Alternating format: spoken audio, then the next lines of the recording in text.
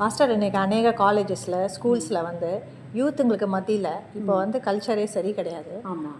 ஆணும் பெண்ணும் ரிலேஷன்ஷிப்லேயே இருக்கிறாங்க. இது வந்து நமக்கு வந்து சரியான வந்து டீச்சிங்ஸ் கிடையாது. ஆனால் கடவுளோட வார்த்தை கட்டளை இதை பற்றி என்ன சொல்லுது பைபிளில்? ரோமர் 1:28 ஆண்டவர் என்ன சொல்கிறாருன்னா, அவர் தான் தேவன்னா அவருக்குரிய மகிமையை நம்ம செலுத்தணும்.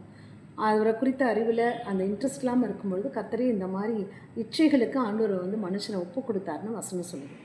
இப்போ நீ உலகத்தார்கிட்ட போயிட்டு நீ இதை போய் சொன்னீங்கன்னா அவங்க ஒத்துக்குவாங்களா?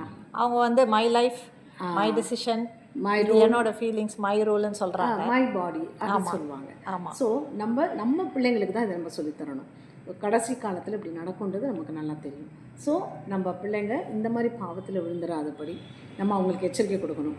லோத்து பாரு, அவன் மட்டும் நீதிமானாக இருந்தான், பொண்ணுங்களை அது மாதிரி வளர்க்காததுனால அவளுகளும் இந்த பாவத்தில் விழுந்து அவரையும் அதை நாசம் பண்ணிட்டாங்க. அதனால் நம்மளோட சந்ததியாக இருக்குது இந்த மாதிரி அக்கிரமம் செய்தால் தேவன் இந்த சரீரத்தின் நியாயத்தீர்ப்பில் வைப்பார். இது தப்பு. அவர் சொன்னபடி ஆணும் பெண்ணும் தான் திருமணம் செய்து கொள்ள வேண்டும் என்பதை நம்ம சொல்லிக் கொடுத்து வளர்க்கணும். நம்ம பிள்ளைங்களே இந்த சூழ்நிலையிலேருந்து காப்பாற்றணும். ஓகே, இது ரொம்ப யூஸ்ஃபுல்லாக இருந்துச்சு. எல்லாரும் இதை ஃபாலோ பண்ணுவோம். எங்கள் பிள்ளைங்களுக்கும் வந்து நாங்கள் வந்து இந்த போதனை பண்ணுவோம்.